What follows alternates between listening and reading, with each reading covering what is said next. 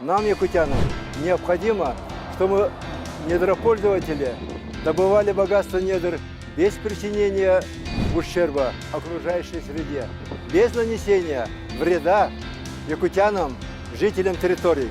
Мы требуем и будем требовать от корпораций с участием международного капитала ведения горных и хозяйственных работ со строгим соблюдением международных экологических нормативов.